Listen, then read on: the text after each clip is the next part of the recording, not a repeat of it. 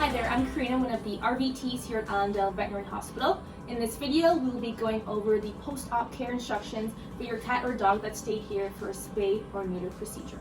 You will be going home with a baggie, and inside of it, there will be written instructions of the go home. First and foremost, we do recommend keeping your pet a lot more calm throughout the next 7 to 10 days. What we mean by that is really just decreasing the activity.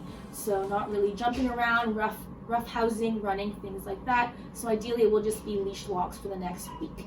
If you have a young pup at home and are concerned about keeping them nice and calm, you can talk to their veterinarian about a medication that we can send home that can definitely help with this.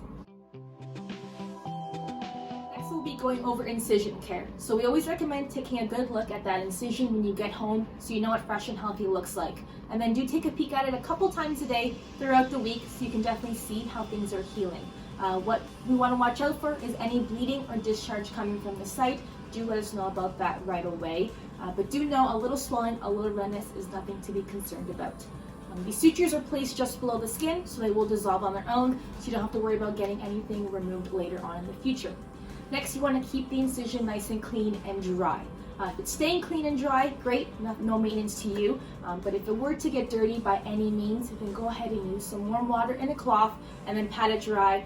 Don't use any soaps, alcohols, things like that.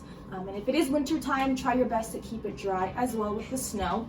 And if it is summer, no bathing or swimming for 2 weeks as well. Once the incision starts to heal, it does tend to get a little bit itchy on them, and that's when you notice them trying to lick or nibble at it. We obviously want to prevent that from happening. So you can send you home with one of two things, one of them being a cute little onesie here. With cats, they are able to do their business with it on, which is great. With dogs, you will have to unclasp the buttons at the back and then roll it up so they're able to do their business. Just know if they do have an accident in it, that's okay. You can throw it in the wash. Just be careful with drying as it will shrink a little bit. And if there's nothing covering the incision during that time, just keep an extra watch on them. The next thing we can send you home with is a cone. Obviously simple e-collar there. If you do have a cone at home and you do opt from getting one from us, we do just recommend that that cone does fit past their nose, because if it isn't past their nose, then they'll be able to lick at the incision. In the procedure your pet went through today, they did have to go under general anesthesia. So with this, they may look nice and bright when you first see them, but once you get home and they're nice and comfortable, it is likely you might notice them a little bit drowsy and a little bit tired.